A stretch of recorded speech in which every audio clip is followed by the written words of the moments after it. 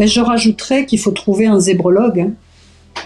C'est-à-dire qu'il faut trouver quelqu'un qui soit HPI, parce que le HPI qui arrive et qui voit que le psy, il n'est pas trop fut-fut, qui comprend pas bien comment il fonctionne, qui lui ressort des banalités, non, faut arrêter de penser là, faut arrêter de parler de machin, enfin qui comprend pas comment il fonctionne. Il va partir en courant, ou alors il va perdre son temps et il va être de plus en plus mal.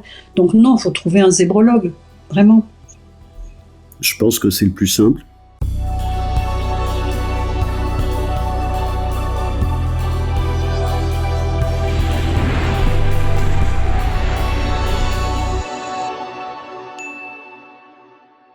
Alors je ferais bien le lien avec Julien et les meurtres symboliques du père, forcément.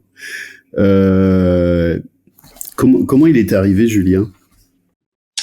Donc Julien est un homme assez jeune qui me raconte assez rapidement, en étant très mal à l'aise, que il a eu plusieurs histoires amoureuses qui se sont bien passées, et puis à 2 reprises il a eu des histoires très sérieuses, au point les 2 fois de décider de vivre ensemble, et à partir de là, panne sexuelle, c'est-à-dire vraiment une impuissance absolue. Et donc on avance sur cette problématique qui bien sûr est très douloureuse pour lui, et un jour il arrive avec un rêve. C'est tellement spectaculaire ce rêve qu'il apparaît dans plusieurs de mes livres, parce que c'était vraiment un moment incroyable. Et donc il arrive avec un rêve où il raconte qu'il va à un bal avec une amoureuse. Donc dans ce rêve, c'était pas quelqu'un de précis, mais c'est une amoureuse très importante. Et il arrive et il y a son père et sa mère, dont, me dit-il, c'est juste improbable, parce que d'abord mon père et ma mère s'entendent pas du tout, et ensuite danser, c'est même pas en rêve. Mais bon, donc ils sont à table tous les 4 à ce bal. Et là, il a la surprise de voir son père qui trouve sa copine assez intéressante et qui lui fait les yeux doux et qui se montre un peu entreprenant. Donc, il est juste sidéré. Et puis, il y a un slow, donc il se lève, il invite sa copine à danser. Et au moment où ils vont pour démarrer le slow, son père arrive, lui tape sur l'épaule et lui dit « Tu te pousses, je vais danser avec ta copine ». Et donc, il se pousse et il laisse son père danser avec sa copine.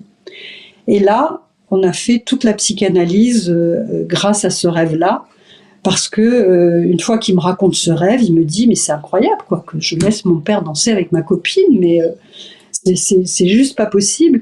Et donc, on avance sur cette histoire où, cet homme avait son père qui lui répétait depuis qu'il était petit que les femmes, elles étaient toutes tordues, surtout te marie jamais, ne vis jamais avec une femme, c'est toutes des viragos, c'est toutes des castratrices, et vraiment ne fais pas de couple mon fils, parce que c'est la fin du monde.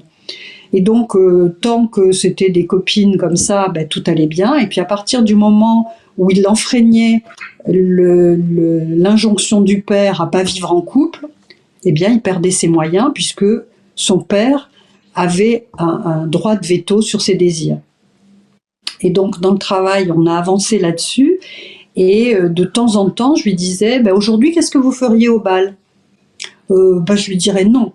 Je lui dis « Mais il dit oui quand même. Ah, vous m'enquiquinez là. Je verrai. » Bon, la fois d'après, il me dit « Oh, je dirais non. » Et je dis « Mais si il insiste, je lui casse la figure. » Puis il me dit je suis pas encore satisfait là, c'est pas la bonne réponse. Puis on a continué dans le travail analytique, et puis un jour il me dit, je lui dis non, mais j'ai une telle force intérieure et un tel regard quand je lui dis non, qu'il s'en va. Et là, il était sauvé, quoi. Et c'est très amusant ce rêve, parce que ce père qui lui tape sur l'épaule, moi je suis passionnée de latin. Je dors presque avec mon gaffio. Imposture, l'étymologie d'imposture, c'est imponere. C'est mettre la main sur l'épaule. Je veux dire, c'est aussi extraordinaire que la psychanalyse, ça. C'est aussi extraordinaire que les énigmes résolues. C'est-à-dire Voilà. Et ce meurtre symbolique du père, c'est le sujet de mon prochain livre. Eh bien, c'est ça, c'est-à-dire à quel moment on s'émancipe des autorités parentales. Quelquefois, c'est porté par la mère, hein. Mais à quel moment on s'en émancipe, parce que c'est indispensable pour être sûr qu'il n'y a plus personne qui va venir s'interposer entre nos désirs et nous. Je suis porteur de mon propre désir et personne maintenant ne pourra venir contrecarrer ces désirs-là. À ton avis, comment il a pu faire, par quel processus il est passé en revenant te voir pour que son dernier nom soit définitif et non négociable? Eh bien parce qu'au moment où il raconte ce rêve, la première fois, et c'est ça qui est extraordinaire, quand Freud dit les rêves c'est la voie royale de l'inconscient, c'est ça. C'est-à-dire qu'à partir du moment où on entre en psychanalyse, bizarrement on se souvient de ses rêves. Alors que tu demandes aux gens, vous vous souvenez de vos rêves? Tous vous disent, oh ben non, moi je me souviens jamais. Mais dès que tu entres en psychanalyse, comme on entre en religion, c'est-à-dire il y a un processus qui se met en place, hop, tu te souviens de tes rêves. Et ces rêves, qu'est-ce que c'est? Eh bien, c'est des messages codés que l'inconscient envoie aux gens et ensuite au psy. Et voilà, c'est comme ça que le psy va devenir interprète. Il va interpréter les messages codés, il va aider à interpréter. Au moment où il raconte ce rêve et où il dit « et je dis oui à mon père », il y a un phénomène de catharsis, c'est-à-dire que physiquement, il ressent que c'est pas la bonne solution, que c'était pas la bonne attitude et que c'est pas ça du tout qu'il voulait. Et là, il réalise à quel point il est tributaire de l'autorité de son père. Et à partir de là, et d'ailleurs il le dit, hein, il raconte ce rêve et il dit « mais c'est pas possible que j'ai laissé faire ça ». Et moi je me tais parce que je sais que c'est pas le moment de lui dire « qu'est-ce que vous aimeriez faire d'autre ». Il peut pas là, il est en état de sidération. Et donc ensuite, eh bien il a revisité toute son histoire régulièrement au gré des séances. Et il a revisité en remarquant tous les moments où son père lui barrait ses désirs, donc où son père l'empêchait, ou empêchait sa mère, ou empêchait, je me souviens plus, je crois qu'il était fils unique. Ou... Il a revu tous les moments où cet homme-là avait un pouvoir de nuisance sur ce qu'il souhaitait faire. Il avait un pouvoir positif aussi, il lui a appris la loi, il avait des belles valeurs, donc il reconnaissait. Hein. Une psychanalyse, c'est pas là pour démolir le père et la mère. Hein. Ils ont fait ce qu'ils ont pu.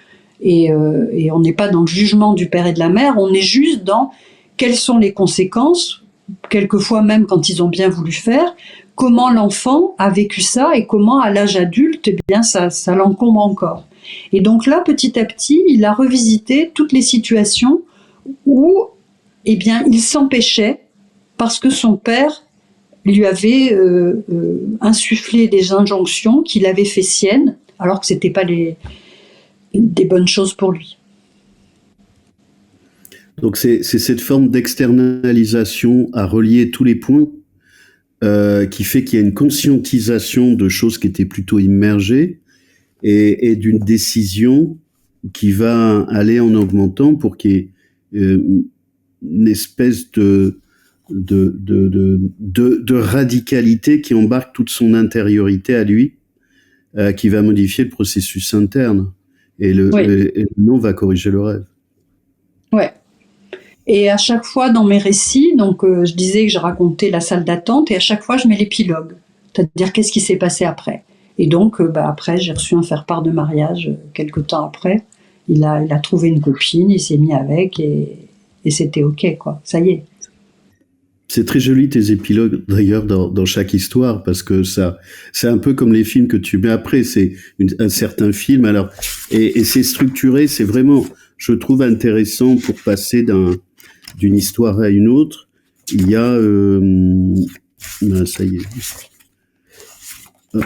Il y a le premier entretien, les entretiens suivants, le moment de bascule, l'épilogue, et ça permet, je trouve, on est à la fois dans le fond et dans la forme, à la fois dans dans l'histoire et en même temps dans la méta-histoire du récit. Tu nous accompagnes pour poursuivre sur une élongation plus scientifique pour comprendre, pour prendre de la distance. Il y a le film derrière. Quel boulot, parce que c'est pas du tout la même partie de cerveau pour faire tout ça. C'est ce qui fait que vraiment j'ai souffert pour écrire un bouquin et que ça a dû être un énorme boulot parce que c'est pas du tout la même énergie pour écrire chaque passage. Mais en tout cas pour le lecteur, c'est ça qui était passionnant. C'est ça qui était passionnant parce que ça me permettait, en dehors du fait d'être schizophrène et d'écrire 2 livres en même temps, dans ce livre-là, j'étais trisophrène. Que je faisais plusieurs trucs, mais je me suis régalée. Je me suis régalée vraiment. C'était palpitant et vraiment agréable, quoi. Puis c'était la première fois que je disais je dans un livre et que je parlais de moi et puis que j'expliquais que on n'est pas psychanalyste par hasard et c'est ça qui fait toute mon humilité, c'est que moi j'ai un psychanalyste, il a d'abord fait une psychanalyse, donc ça veut dire qu'il a d'abord eu des difficultés et qu'ensuite il a une théorie et par ailleurs, même si la psychanalyse c'est ma passion, je suis pas du tout une passionnariat qui dit il faut que tout le monde se fasse psychanalyser. Bien sûr que non. Il y a des gens pour qui c'est une bonne chose et puis il y a des gens qui en ont absolument pas besoin. Je voulais passer, au fait, en faire un point de bascule à Franck, qui est sous l'emprise des femmes perverses, parce que c'est quand même un sujet, ça va dans les deux sens, mais en général, on a plus souvent l'homme, mais en fait, il y a des deux côtés, et puis on va pouvoir aller se promener sur les sauveurs, parce que tu parles des structures perverses des deux côtés. Comment il a ramené son histoire, Franck? Est-ce qu'il était assez conscient de son emprise et comment tu as pu l'aider pour la désemprise? Oui, Franck est donc un jeune homme qui vient me voir et le premier entretien se passe bizarrement. Je le sens sur la réserve. Plusieurs reprises, il me pose des questions disant est-ce que c'est strictement confidentiel, est-ce que je peux compter sur vous? Enfin bref, et au bout d'un moment, je lui dis qu'est-ce qui se passe là? Il y a quelque chose. Et là, il me raconte qu'il a fait une première tranche d'analyse avec une femme psychanalyste et que cette femme s'est mise à le séduire, à s'asseoir à côté de lui toucher la cuisse, etc. Et puis au moment où il avait l'impression qu'elle allait passer à l'acte et où lui était presque d'accord parce que elle était belle, elle était intelligente, elle était voilà, enfin il était sous emprise mais il le savait pas. Là, elle lui dit ma fille me ressemble beaucoup et par conséquent, le mieux c'est que vous lui téléphoniez et elle est célibataire et que vous soyez en couple avec elle. Ce qu'il fait, et il se met en couple avec la fille de sa psy, et la psy imposant des règles, vous devez venir dîner chez moi 1 fois par semaine, je vous interdis de dire comment vous êtes rencontrés, enfin bref, tout un tas de règles perverses. Et donc il arrive et dans un premier temps, sa question c'est je ne sais pas si je suis en couple avec cette jeune femme parce que je l'aime ou parce que c'est la fille de ma psy. Donc il n'était pas dans la compréhension de sa mise sous emprise. Il était juste dans un questionnement par rapport à ça. Et là, petit à petit, on y a travaillé et surtout, moi, je lui ai démontré par A plus B que il était avec quelqu'un qui était une femme qui était perverse et en lui montrant tout le processus, parce qu'au début, il y a eu cette lune de miel où il était extraordinaire, puis petit à petit, elle a commencé à le casser en disant que là, il n'était pas bien, que ci, que ça, enfin, vraiment le harponnage, la lune de miel, et puis ensuite la démolition, et puis de temps en temps, elle le revalorisait quand elle voyait qu'il s'effondrait, enfin, voilà. Et puis jusqu'à cet acte absolument tragique pour lui, mais tragique pour sa compagne, et qui fait qu'ils se sont mis en couple et ils étaient tous les deux en doute sur leur lien. Et donc voilà, moi je l'ai invité à proposer à sa compagne d'aller voir quelqu'un également. Et à tous les deux, ils ont avancé sur le fait que oui, cette femme était perverse, qu'ils avaient été sous emprise Et au bout d'un moment, ils ont décidé de plus être amoureux, mais juste d'être des copains de galère, avec l'une une mère pervers narcissique et l'autre une ex-psy perverse narcissique. Et voilà, et il s'est sorti de là. Mon objectif était aussi qu'il ne retombe plus sur qui que ce soit ayant cette structure-là, et donc de travailler sur qu'est-ce qui a fait qui a eu qu'il avait cette propension à tomber sous l'emprise de quelqu'un. C'est important quand quelqu'un vit cette expérience tragique de comprendre d'une part que ce sont des belles personnes qui sont pas du tout maso, parce qu'un pervers narcissique jouit d'éteindre un soleil, mais certainement pas d'éteindre des tisons. Donc c'est des belles personnes qui ont des belles valeurs, mais qui ont une petite faille, un manque de confiance en soi, ou un grand goût du maternage ou du sauvetage, justement, pour aller sauver ce pervers dont ils perçoivent très rapidement qu'il va pas bien. Et donc c'est de repérer quelles sont les failles dans lesquelles le pervers narcissique a pu s'engouffrer, de façon à ce que plus jamais ça se reproduise. Et donc il a avancé comme ça, et il a fini par voilà, y voir plus clair dans son couple et dans lui-même pour que ça ne se reproduise plus. Parce que beaucoup d'atypiques sont exposés aux pervers tordus en tout genre et manipulateurs, plus les femmes que les hommes, mais les hommes aussi. Elles le voient pas venir. Alors ce que j'ai vu, qui est beaucoup moins avouable, c'est qu'il y en a des femmes qui le voient venir et qui vont exprès d'y aller pour se mettre en danger, pour challenger, pour voir si elles ont bien compris, pour voir si elles vont s'en sortir. C'est assez étrange dans certains récits de femmes atypiques, mais il s'agit pas de culpabiliser les personnes, mais en général, toutes celles que j'ai eues, elles étaient à l'issue lucide, mais c'est impartageable, ce genre de choses, mais c'est tout à fait cohérent. Mais pour les personnes qui ne voient pas forcément venir, dans le livre, tu as mis beaucoup d'informations. Quelle est la stratégie d'un pervers? Quelles sont ses techniques? Dans son récit, Franck raconte les compliments, la séduction, les attaques, l'isolement qui l'ont amené à obéir, la participation au déjeuner. Le pervers, donc la femme en l'occurrence, elle harponne sa proie en lui faisant vivre une lune de miel inoubliable. Elle la paralyse en mêlant dénigrement et compliments. T'as des animaux qui font ça aussi. Elle l'isole de sa famille et de ses amis. Ensuite, les attaques deviennent plus intenses jusqu'à une destruction psychologique qui, heureusement pour Franck, n'a pas été totale. Et les techniques, ce que tu rajoutes après, dissimulation, désinformation, mensonge, disqualification, culpabilisation, jargon rhétorique, double contrainte, captation des idées, chosification, induction des doutes, etc., etc. Allez lire la suite dans le livre. Ce que je rajouterais pour les atypiques, c'est que normalement le corps a de l'information.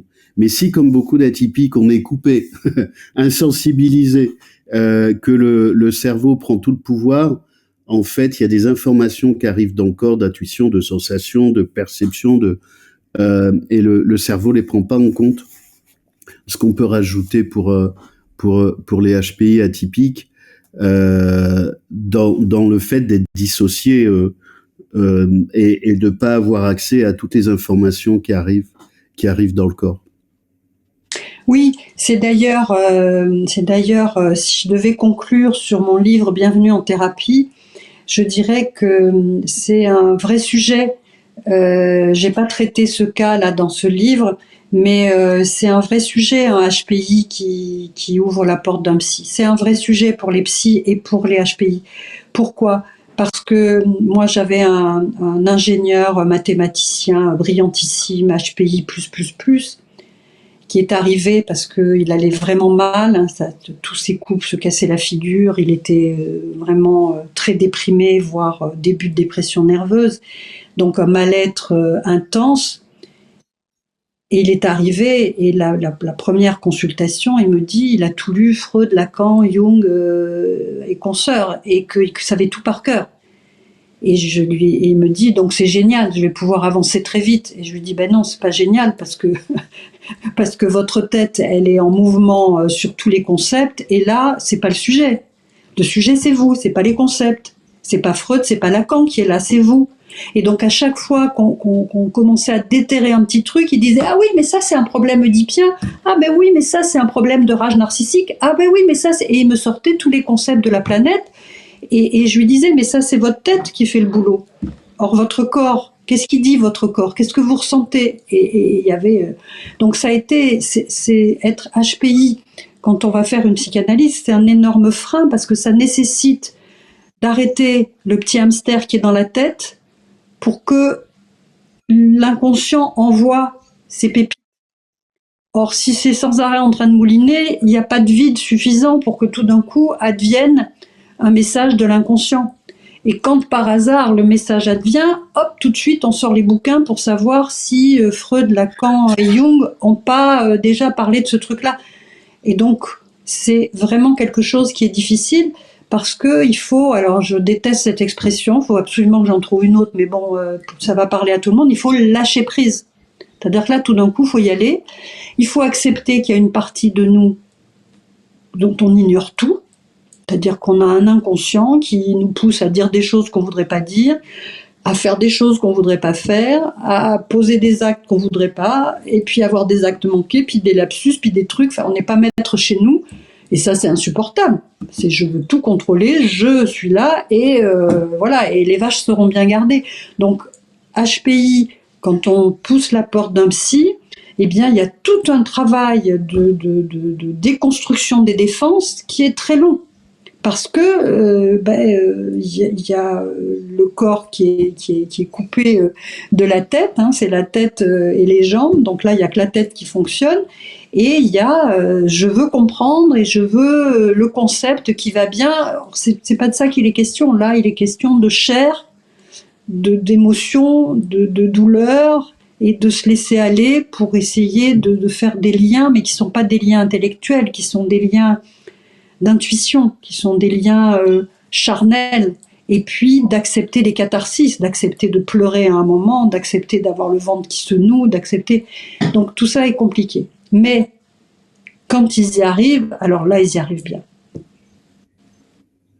Et c'est bien que tu l'amènes, ce sujet-là, parce que moi, j'avais fait un podcast avec la SF Coach, la Société française de coaching, sur le fait que on ne peut pas accompagner un HPI de la manière dont on l'enseigne dans une école, et j'étais co-directeur des pédagogiques d'une des principales écoles de coaching en France, qui était Média de Coaching, qui est fermée depuis parce que les dirigeants sont partis à la retraite.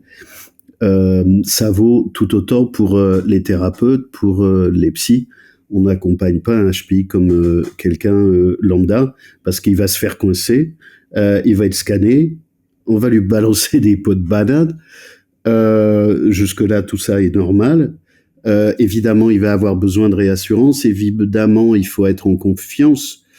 Et un professionnel qui fait l'économie de ça va pas le faire du tout, du tout. Soit il va se faire manipuler, soit il va avoir quelqu'un qui va essayer de le sauver, soit le travail va pas se faire. Quelle précaution, vigilance tu rajouterais? Mais je rajouterais qu'il faut trouver un zébrologue, hein.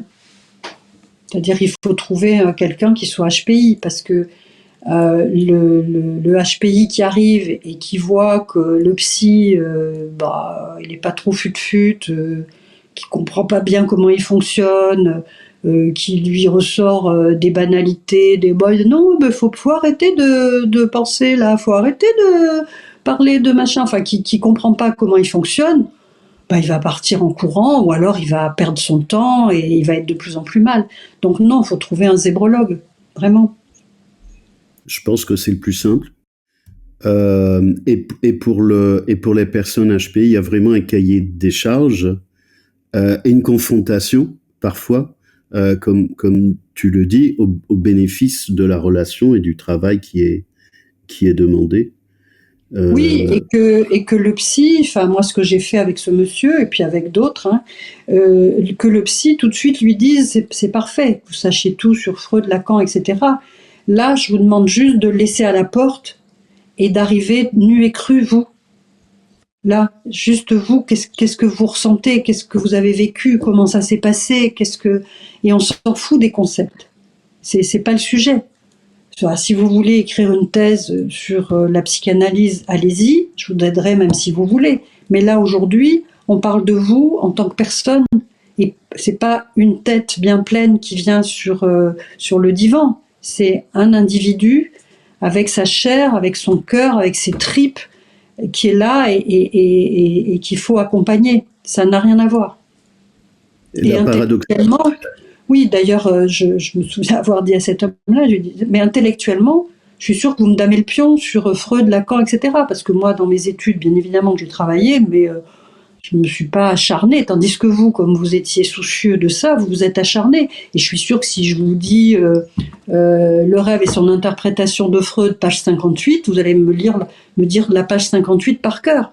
En quoi ça va vous aider? En rien. Au contraire, ça va freiner. Parce donc que moi, la page 58, je sais ce qu'il y a écrit. Hein. Le cerveau des atypiques le desserve dans ces cas-là. Donc, il faut aller négocier avec le cerveau parce qu'il ne va pas totalement se barrer et qu'il accepte de baisser la garde pour envisager un autre mode interactionnel. Et ça, pour ça, les rêves nous y aident beaucoup. Parce que les rêves, c'est complètement farfelu. Et il n'y a aucun bouquin qui va pouvoir aider parce que chaque rêve est personnel, est singulier. Et donc, il n'y a aucun bouquin qui va pouvoir l'aider à traduire le rêve. C'est comme des hiéroglyphes. Il ne va pas y arriver, là. Donc, il faut vraiment... Et là, à partir de là, ils comprennent. Parce que, bien évidemment, ils ne sont pas bêtes. Quelle différence tu ferais dans les personnes qui sont venues te voir? Alors, c'est générique entre les hommes et les femmes. Si tu en fais. Oui, j'en fais. D'abord, il y a bien plus de femmes que d'hommes. Alors, ma conviction, je vais dire un truisme, c'est que les femmes sont plus auditives et les hommes plus visuels. C'est en train de changer dans les jeunes générations, mais jusqu'à aujourd'hui, enfin, dans ma génération, les femmes sont très sensibles. Leur canal préférentiel, c'est ce qu'elles entendent, et les hommes, c'est ce qu'ils voient. Je m'explique. Nous, entre copines, on fait de la psychanalyse sauvage. C'est-à-dire qu'on se rencontre, puis on parle, et on fait de la libre association. On dit, ah ouais, tiens, hier j'ai rencontré Valérie. Ah, mais tu savais pas, son mari, en fait, il est parti avec la voisine. Mais tu sais, moi aussi, ma voisine, et hop, on part dans les tours de tous les côtés, on fait des libres associations. La copine nous dit, ouais, mais moi j'ai ressenti ça. Non, mais moi ça, moi si. Et on parle de nos émotions, et on parle de nos douleurs, de nos chagrins, de nos joies, voilà. Un homme ancienne mode visuelle qui assisterait à ça, je pense qu'il se suicide 4 fois parce qu'il n'en peut plus. Parce qu'il ne sait pas du tout où on va. On part là, on part par là, on va tout. Enfin, voilà. Un homme, c'est beaucoup plus visuel, c'est-à-dire que s'il y avait des thérapies par l'image, des psychanalyses par l'image, je pense que beaucoup d'hommes iraient en psychanalyse. C'est-à-dire on leur mettrait des images et puis ça partirait. C'est pour ça que je fais des généralités, mais je ne crois pas me tromper beaucoup, parce que j'ai de l'expérience, hein, je suis très très âgée, donc maintenant j'ai beaucoup d'expérience, mais une femme rentre le soir du boulot, ce dont elle a envie, c'est de raconter à son compagnon ce qui lui est arrivé, la voisine, la collègue de bureau qui a fait ci, sa chef qui a fait ça, le petit oiseau écrasé qu'elle a rencontré dans la rue en venant, qui l'a fait pleurer, et puis voilà. L'homme, il rentre du boulot, il se met devant la télé parce que les images vont chasser les autres images et puis ça va se faire en silence. Et voilà, donc imaginez les deux qui se rencontrent, c'est sûr qu'ils ne sont pas sur la même longueur d'onde pour participer. Donc pour toutes ces raisons, c'est vrai qu'il y a peu d'hommes qui viennent en psychanalyse. Mais je pense que la jeune génération, il y a quand même des choses qui bougent. Les jeunes hommes, peut-être parlent plus de leurs émotions, arrivent à partager sans doute plus. Dans ce que tu dis, je pense que les femmes sont plus à même, plus libérées, en tout cas ont plus d'expérience de partager sur les émotions, sur ce qu'elles vivent, sur de la vulnérabilité, sur de la porosité, et il y a quelque chose qui fait que je pense qu'il faut qu'elle l'externalise. J'ai l'impression, tu vois, sur mes expériences ou mon travail sur les femmes HPI depuis 12-15 ans, que les femmes ont un apprentissage d'elles-mêmes avec le corps. C'est viscéral, c'est émotionnel. Il y a quelque chose qui se joue avec le corps qui fait que d'ailleurs elles peuvent se mettre en danger avec une intentionnalité d'apprentissage difficile à défendre, là où les hommes peuvent s'exonérer du corps. Et en tout cas, quand ils vont venir, il faut vraiment qu'ils soient en grande difficulté. En gros, tant qu'ils sont pas effondrés, ça tient comme ça tient. Et je pense qu'il y a quelque chose en lien avec ça, où les femmes ont l'habitude de s'écrouler à peu près tous les mois et de remonter parce que les hormones les y amènent ou les y invitent, là où les hommes, on n'est pas exposé à ça. Enfin, je pense qu'il y a un rapport à ces dimensions-là, et les effondrements sont plus vertigineux. Oui, et je pense aussi que les hommes ont une structure, mais c'est comme c'est en train de changer, hein, mais il y a une structure qui fait que les hommes veulent garder le contrôle, c'est-à-dire ils veulent contrôler leur vie, ils veulent contrôler leurs désirs, ils veulent pas être surpris par une phrase qui se voudrait pas dire, une pensée qu'ils voudraient pas avoir. Il y a quelque chose de l'ordre de la névrose obsessionnelle. C'est positif, hein, les névroses, c'est positif. Ça veut dire qu'on n'est pas psychotique, qu'on sait ce que c'est que la loi, qu'on sait ce que c'est que les émotions, qu'on sait ce que c'est. Donc c'est pas du tout négatif. Mais les hommes sont plus du côté d'une structure de névrose obsessionnelle, c'est-à-dire voilà, je veux tout maîtriser et je veux être maître de ma personne et maître de ce qui se passe. Et si je parle trop, je risque de pas maîtriser. Donc on voit bien que ça va à l'encontre de la première règle de psychanalyse qui est dites tout ce qui vous passe par la tête sans rien contrôler. Donc c'est sûr que ça leur convient pas bien, ça. Pas tout de suite, naturellement, sauf s'il y a des emmerdes et qu'il y a le feu. Il y a le feu au château. Et même, moi j'ai un copain qui, à l'âge de 50 ans, a eu une leucémie, mais on lui a dit il y a une chance sur 20 pour que vous en sortiez. Donc vraiment au bord du gouffre, au bord du précipice. Et on lui a dit, est-ce que vous voulez voir une psy pour vous aider? Il a dit non, je m'en sortirai tout seul. Bon, il s'en est sorti, mais il a refusé de voir une psy. Et alors ça l'a conforté encore plus dans je maîtrise tout et on va bien pas me faire suer avec tout ce qui est hors mon contrôle. Hein. Est-ce qu'on pourrait passer, parce que c'est trop facile, mais j'ai fait exprès, de l'emprise de la perversité à la tragédie du sauveur. Ça, c'est ton deuxième bouquin que tu as fait pendant que tu étais schizophrène. Parce que évidemment, les pervers adorent les sauveurs, et les HPI sont très sauveurs. À tel point que ils veulent sauver le monde, ils veulent sauver les gens, et ils pensent que ça va bien se passer. Il y a un truc qui a écrit SAMU avec un gyrophare au-dessus de la tête, et les autres voient bien le gyrophare. Et en plus, ils sont pleins de bonnes intentions. Et en plus, ce qui va se rajouter, c'est que par rapport au monde neurotypique, c'est une cartographie. Hein. C'est que là où HPI, quand ça va pas, il considère que c'est lui qui est en faute, là où le monde normal ordinaire, quand ça va pas, il pense que c'est les autres qui sont en faute. Donc ça en fait quand même une proie formidable pour les HPI. Et tu en parles dans ton livre. Oui, effectivement. Alors d'abord, merci d'avoir dit au passé que j'étais schizophrène. J'ai eu un moment de schizophrénie et que maintenant ça va mieux. Donc merci de l'avoir précisé. Oui. Dans mon livre, donc La tragédie des sauveurs, à un moment, je fais un focus sur les HPI parce qu'effectivement, comme les HPI savent sauver, ils y vont, quoi. Donc après, je fais la différence entre trois sortes de sauveurs, c'est-à-dire les sauveurs pathologiques à l'extrême négatif. à l'extrême positif les sauveurs saints, et au milieu, ce qui est le sujet de mon livre, les sauveurs compulsifs. C'est-à-dire ces gens qui vont sauver tout ce qui passe à leur portée. Et dans ces gens-là, bien sûr, il y a parfois des hauts potentiels intellectuels parce que voilà, il y a un problème, il y a une solution. Point. On ne va pas tourner longtemps autour du pot. Donc il y a cette difficulté-là. Les sauveurs pathologiques, c'est vraiment des gens, par exemple, un pompier pyromane. Hein, je raconte l'exemple d'un pompier pyromane qui a allumé 15 feux pour pouvoir après venir les éteindre. Ou une infirmière qui tue des patients parce qu'elle a décrété qu'ils souffraient trop et que comme ça, elle leur sauvait la vie. Donc là, on est vraiment dans la pathologie.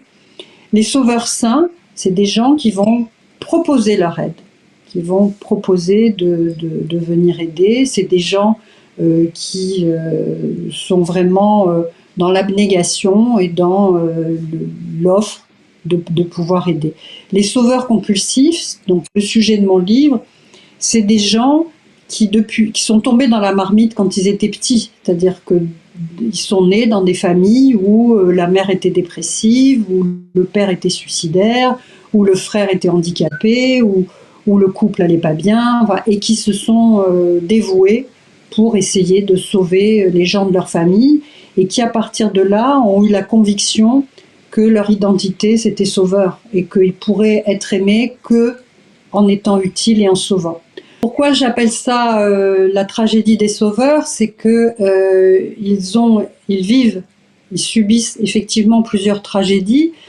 La première, c'est qu'ils savent sauver. Ça veut dire qu'ils sont tombés dans la marmite quand ils étaient petits avec une enfance difficile qui les a obligés à tout de suite aider les uns et les autres. La deuxième tragédie, c'est que ils font ça pour récolter de l'amour, mais ils en récolteront jamais, parce que ce qu'ils auront au mieux, c'est de la reconnaissance, c'est de la gratitude, c'est de l'admiration, mais de l'amour jamais, et j'explique pourquoi.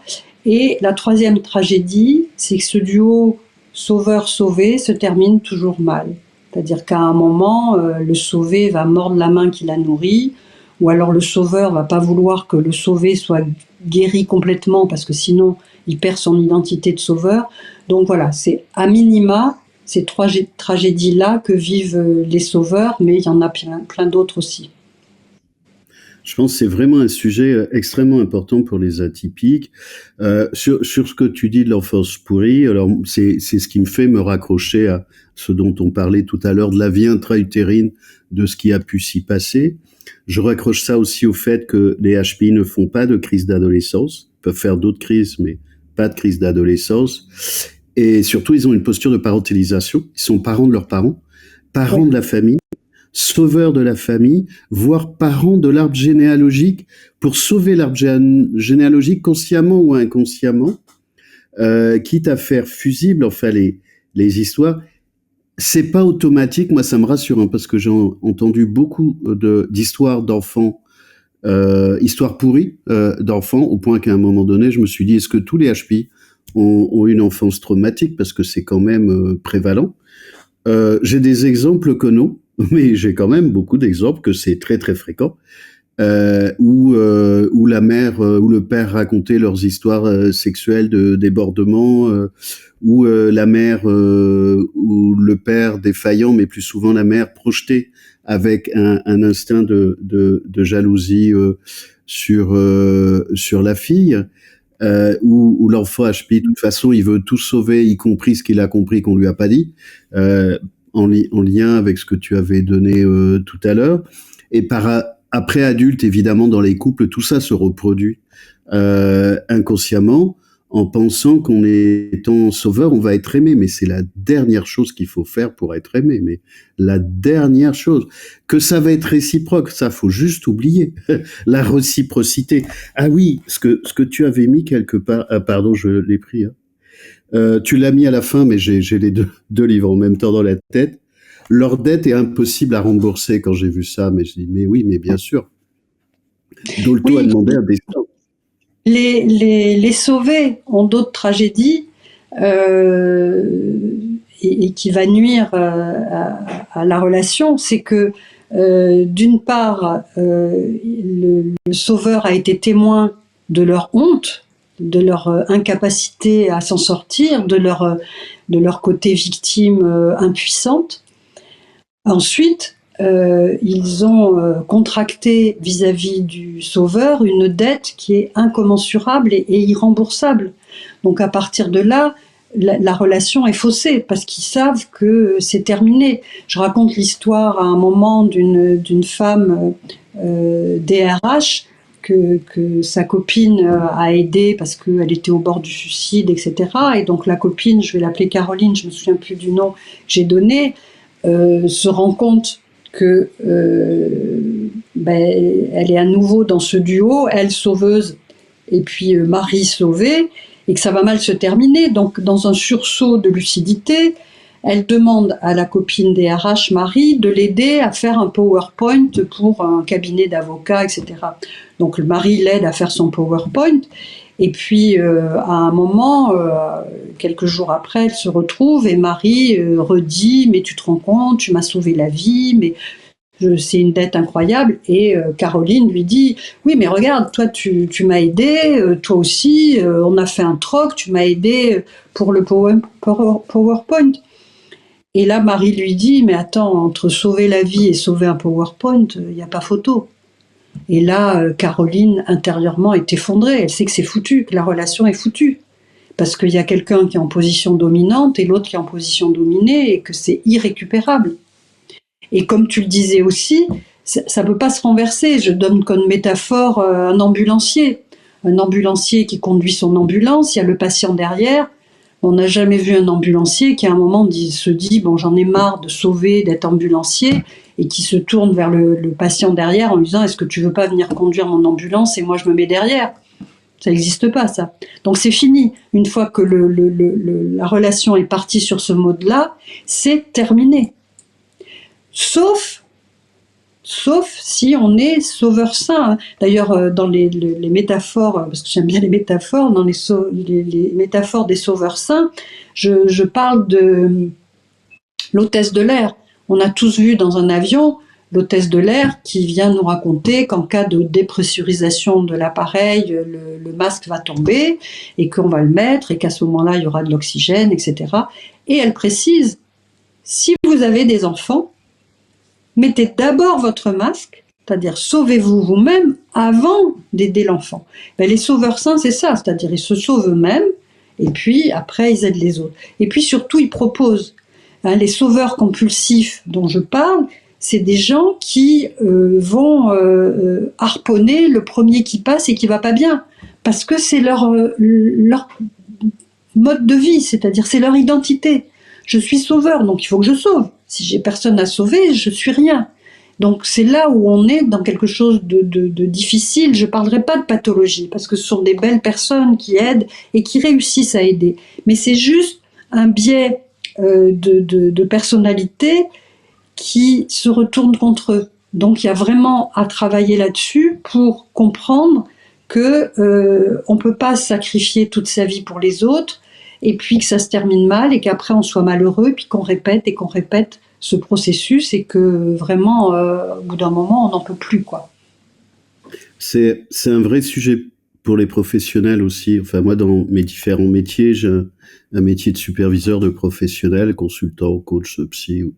Et en fait, en supervision, tu vois, si tu veux être thérapeute, coach ou autre, si en plus t'es sauveur, il y a des risques, et c'est fréquent, hein, de vouloir sauver des gens qui ont rien demandé et de dépasser les limites et de dépasser les frontières, de dépasser le cadre de travail, de dépasser la déontologie, et d'imposer quelque chose au risque d'être maladroit. Et dans ce cas-là, le travail devient illégitime. Mais dès qu'on fait un travail d'accompagnement, la posture de sauveur inconsciente, on a intérêt à aller la vérifier, sinon ça va foutre la merde. Mais et moi, quand j'étais à la SF Coach, maintenant j'ai arrêté mes activités aussi de coaching, j'ai travaillé en supervision et la première question que je posais, c'est: est-ce que vous savez pourquoi vous êtes coach? Pourquoi vous avez décidé d'être coach et pas boucher ou berger ou laveur de carreaux? Pourquoi coaching? Et vraiment, c'était important pour moi qu'ils arrivent à réaliser que on fait pas un métier d'aide par hasard. Donc si on a la bonne posture et qu'on accompagne correctement sans vouloir sauver, ça va. Mais si c'est une posture de sauveur, si on veut sauver pour avoir de la reconnaissance, de l'amour, etc., on va faire du mauvais coaching. Ah oui, il y a une transaction inconsciente qui est absolument malheureuse là-dedans, d'autant plus quand on est en posture professionnelle, mais évidemment en histoire de couple ou familiale ou histoire de travail, faut bien savoir qu'il n'y a pas de contrepartie ou la contrepartie va être pourrie. C'est pas une relation saine sur Oui. le sauvetage. Et il y a beaucoup, enfin moi j'ai régulièrement dans tous les gens que je vois, j'en ai toutes les semaines, des personnes qui n'ont pas compris, je parle d'atypiques, hein, qui n'ont pas compris les enjeux, comment cette programmation intérieure ne fonctionne pas. Moi je l'ai eu étant jeune, hein, bien sûr.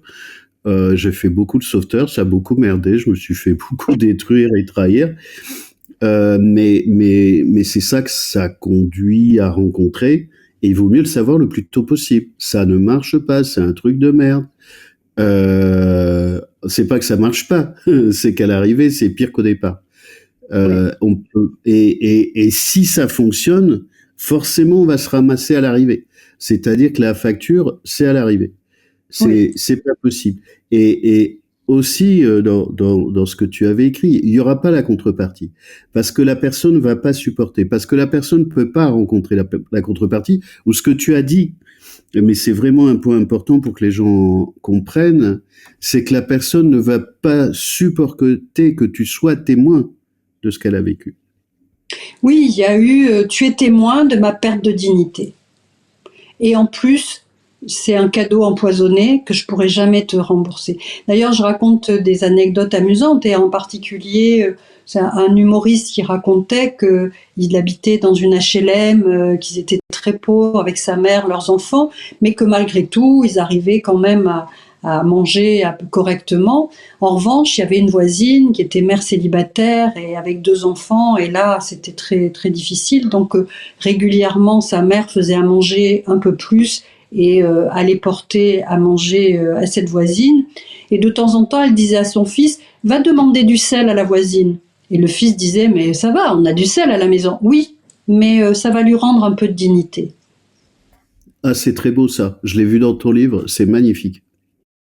Oui, c'est vraiment, c'est ça, quoi. C'est la logique du don, hein, de Mauss, hein. C'est la logique du don qui est, quand tu fais un don, tu sais que ça va être compliqué, quoi.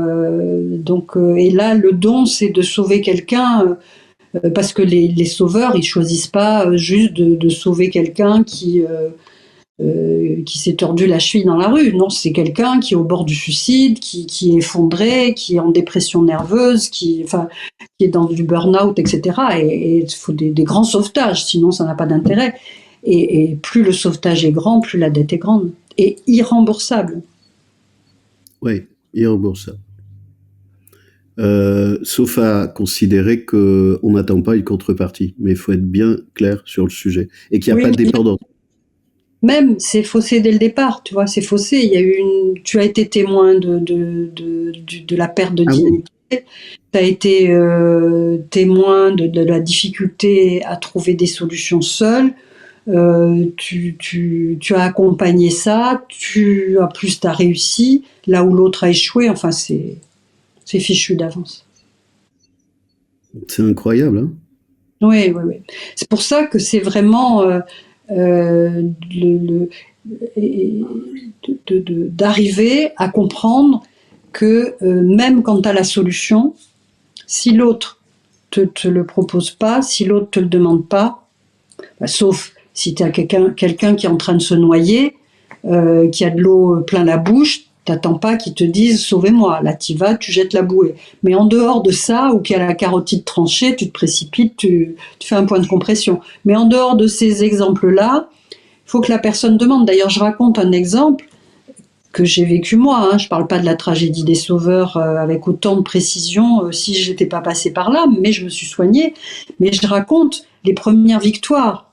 Et je me souviens que je suis à un dîner Il y a une femme, on est peut-être 8, et il y a une femme, je vais l'appeler Marguerite, qui raconte qu'elle va pas bien, je sais pas quoi. Et là, je lui dis, ah, mais moi j'ai lu un livre vraiment qui, dans cette situation-là, m'a vraiment aidée. Et là, je m'arrête et je fais un petit dialogue intérieur en me disant, du temps où tu étais sauveuse, tu aurais tout de suite dit, donnez-moi votre adresse, parce que c'est quelque chose que je connaissais pas, donnez-moi votre adresse, je vous envoie le livre, je vous l'offre, je viens le porter chez vous, je vous le lis, enfin j'aurais vraiment. Et là, je lui dis, juste, j'ai un livre qui est excellent. Et j'attends. Et la Marguerite en question ne me dit rien. Et donc, là, je joue avec moi-même et je lui dis, si vous voulez, je peux vous donner les références. Elle dit, oui, oui, d'accord. Oui, on verra. Enfin, et je sens que l'autre, elle n'a pas du tout envie du livre. Et là, je me dis, je vais me challenger moi pour voir jusqu'où ça va.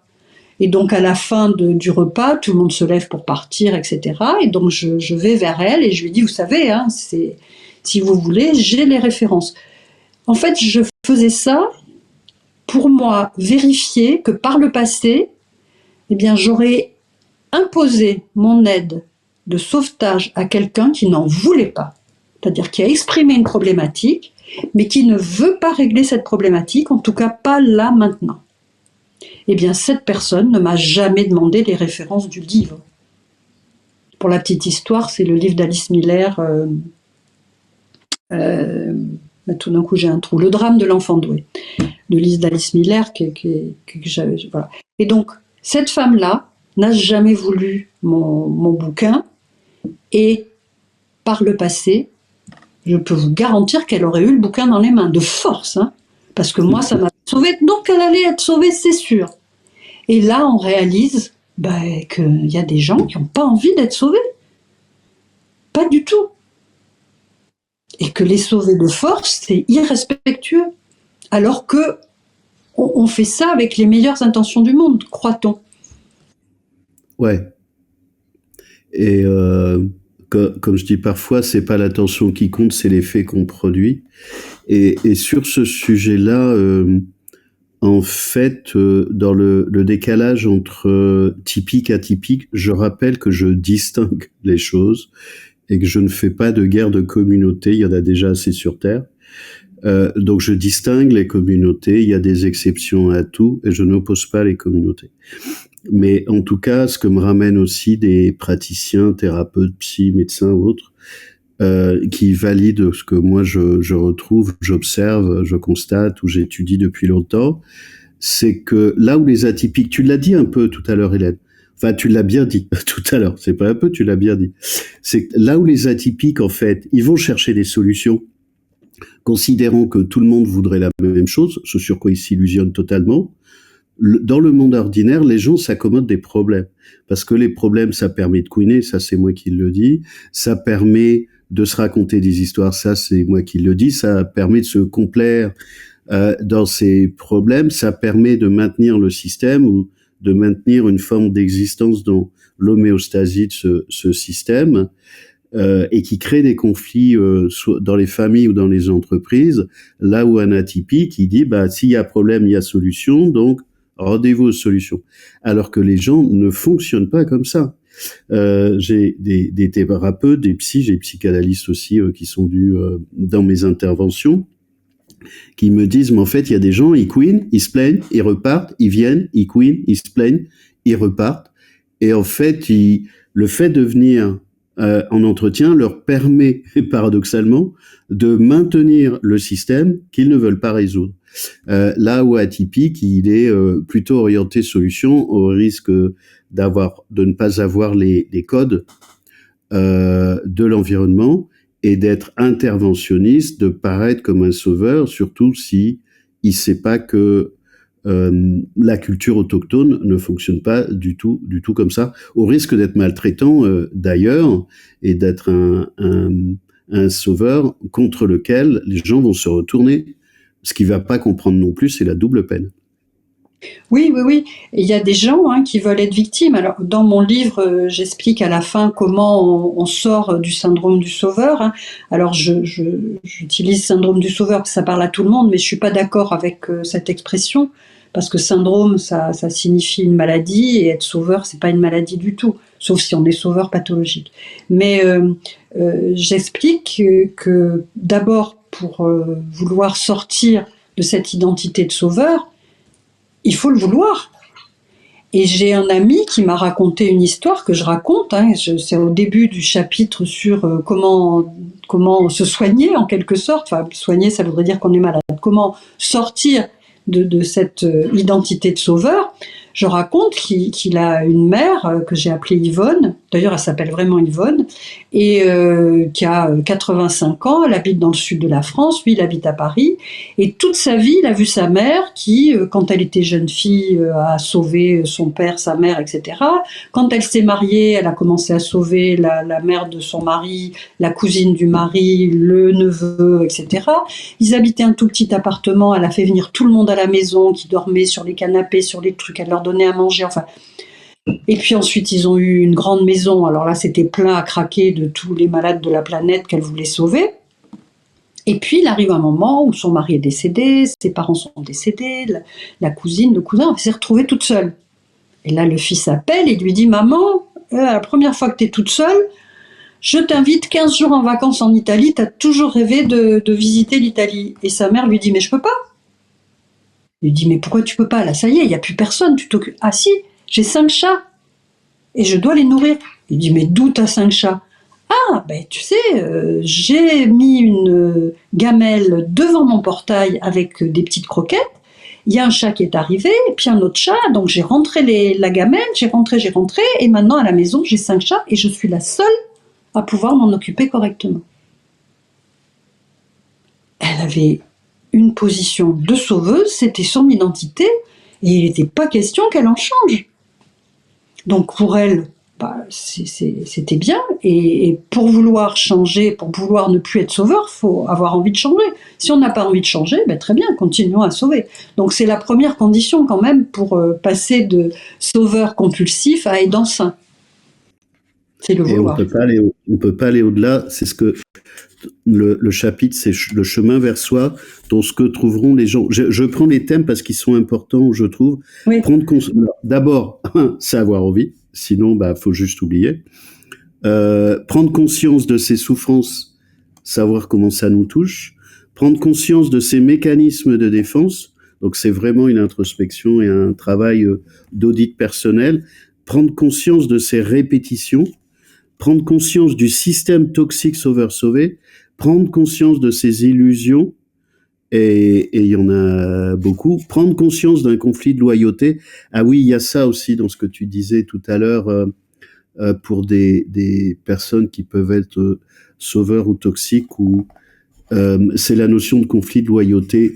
J'en parle de temps en temps pour les atypiques. Il y a des atypiques qui ne peuvent pas, et c'est très souvent inconscient, accéder à leur douance parce que l'un des parents n'est pas encore décédé, ou les deux. Conflit de loyauté parce qu'ils veulent pas être plus intelligents de l'idée qu'on pourrait s'en faire que les parents, parce que les parents ont mis des injonctions sur les enfants, parce que conflit de classe sociale, conflit de plein de choses, et conflit de loyauté, c'est d'une puissance, ce machin-là, qui est incroyable. Il faut bien les rechercher, tous ces trucs-là, toutes ces dimensions. Oui, oui. Et un conflit aussi qui est vraiment important, qui est un conflit de loyauté par rapport à soi-même et par rapport au sauvé. C'est-à-dire que quand on se dit je vais changer, et tout d'un coup on réalise que on arrive à les sauver, les gens. Alors pas complètement, voilà, mais quelqu'un qui est au bord du suicide, moi j'ai le souvenir d'une amie qui me téléphone et elle voulait se suicider dans les 10 secondes, mais c'était pas un appel au secours, c'était une vraie, voilà, et pour une raison que je vais pas développer ici, elle voulait me parler avant. Elle s'est pas suicidée, elle est toujours en vie, elle a été mieux et de mieux en mieux, etc. Bon, depuis on n'est plus amis parce que bien évidemment j'ai fait un truc horrible, je l'ai sauvée du suicide, mais Notre difficulté, c'est qu'on sait sauver. Un peu, souvent beaucoup, même s'il y a encore du boulot à faire par eux-mêmes, mais on sait sauver. Et donc on se dit, bah, je sais le faire. Si j'arrête, les pauvres, toutes ces victimes que je vais pas sauver, mais c'est pas possible. Je sais le faire, moi, je le vois, je sais. Donc j'ai un conflit parce que je veux arrêter d'être sauveur et de répéter cette tragédie qui va du duo au duel. Mais c'est terrible pour tous ces gens que je pourrais sauver. Donc il y a ce boulot à faire pour soi, quoi. Et ça passe, ce conflit-là, il s'arrête quand on se dit, ben, je proposerai mon aide, et s'il veut, j'aiderai, et à partir de là, ça change tout. Entre proposer et imposer, on voit que la marge, elle est énorme. C'est une des clés qu'on a abordées avec Élodie Crépel dans le livre qu'on a fait ensemble, qu'on mettra à la fin de l'émission. Ce n'est pas parce que on sait le faire qu'on doit le faire. Il y a souvent ça sur des atypiques, même en entreprise. Hein. Oh ben je sais comment je vais faire, donc je vais faire la place de l'autre, je vais faire son job. Ah oui, mais c'est pas ton périmètre. Et ça peut nous rendre très interventionnistes, voire maltraitants, sous prétexte qu'on sait, on ignore la notion de co-responsabilité. Mais ça envoie dans un autre endroit qu'est l'impuissance. Et alors ça, oui. Faut vivre avec l'impuissance. Et c'est aussi un mot qui heureusement réapparaît, c'est le consentement, quoi.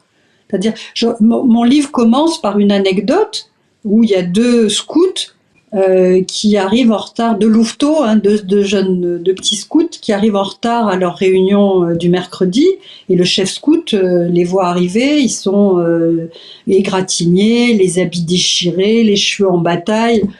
Et le chef scout leur dit, mais qu'est-ce qui vous arrive? Bah, chef, on est en retard parce qu'on a fait une BA. Bon, c'est bien de faire une BA, mais pourquoi vous êtes dans cet état pareil? Bah, chef, on a aidé une vieille dame à traverser. Ouais, ok, mais ça me dit pas pourquoi vous avez les cheveux en bataille, les habits déchirés, les joues griffées. Mais c'est qu'elle voulait pas, chef. Voilà. Donc ils ont aidé de force une vieille dame à traverser, et c'est toute la problématique, j'allais dire, de façon excessive de la tragédie des sauveurs. C'est-à-dire que quelquefois, on va sauver des gens qui n'avaient pas forcément envie, quoi. Et on va en faire trop. Mais les victimes sont contentes, parce que qui refuserait d'avoir un biberon 24 heures sur 24 à disposition? Ils sont alimentés en permanence par une super maman, super protectrice, super... c'est ok, on prend. Le problème, c'est que le sauveur ne voit pas qu'il met l'autre en dette. Voilà. Et si au bout d'un moment, à force de répétition, il essaye de faire que ça ne va pas se terminer comme ça, mais quelles que soient ses stratégies, c'est les 20 premières secondes qui ont tout mis par terre et c'est fini. On ne peut plus revenir en arrière. C'est la métaphore de l'ambulancier qui peut à aucun moment se retrouver à la place à l'arrière. C'est fini. Les rôles sont distribués, les cartes sont données, les règles du jeu sont là et on ne peut plus rien faire. Mais beaucoup de personnes ne prennent pas la mesure de ça. Ou des fois, quand c'est des sujets que j'aborde, des personnes qui disent « mais alors, je peux rien faire ?» Bah, s'il n'y a pas de demande, non. Ils vont mourir? Peut-être. Ça va mal se passer? Peut-être. Ça va coûter très très cher? Peut-être. Et c'est une vraie discipline, hein, mais c'est à la fois de l'éthique et de l'écologie. Oui, et récemment, j'ai à une réunion, je croise un ami qui me dit ah tiens, j'aurais bien besoin d'un psy. Bon, d'abord, je suis ton ami, donc c'était pas possible avec toi, mais à l'occasion, est-ce que tu pourras me donner un nom? Et je lui dis, à l'occasion, je te donne un nom. Et il est parti. Et ça m'a fait rire. Parce que, je répète, il y a 10 ans, il repartait avec un nom. Hein. Prends ton téléphone, je te donne le numéro. Or, il me dit, à l'occasion. Ben oui, ben à l'occasion. Et c'est là où on voit la différence entre avant et après, quoi. C'est assez spectaculaire de respecter le timing des gens et leurs souhaits. Et c'est pas évident. C'est pas évident, mais c'est incroyablement respectueux. Et après, on en sort ex-sauveur, on en sort aidant saint et ravi d'avoir respecté les gens et soi-même. Parce qu'on se salit soi en imposant un truc. On sait bien qu'on va trop loin, on sait bien qu'il y a un truc un peu trop. Là, tout le monde est tranquille. Chacun a eu sa bonne position. Dans l'exemple que tu viens de donner, ce qui est, je trouve, enfin, intéressant, que tu as fait un exact miroir de l'écoute précise que tu as eue de la personne. Et en général, l'écoute, elle n'est pas suffisamment attentive. Et là, tu as une écoute extrêmement attentive. T'es pas allé au-delà de ce que la sauveuse aurait dû faire. Et moi, j'ai fait ça aussi. Et il te dit à l'occasion, tu réponds à l'occasion. T'es exactement sur le même canal. Et je pense que les sauveurs n'écoutent pas bien. Mais ils peuvent pas. Ils peuvent pas, c'est une identité. Ils ont l'impression que c'est leur seule identité. Que leur mission sur Terre, c'est de sauver, sinon ils sont rien. Parce que depuis tout petit, ils n'ont pas été pris en compte comme des sujets. Ils ont été pris en compte comme des bouées de sauvetage.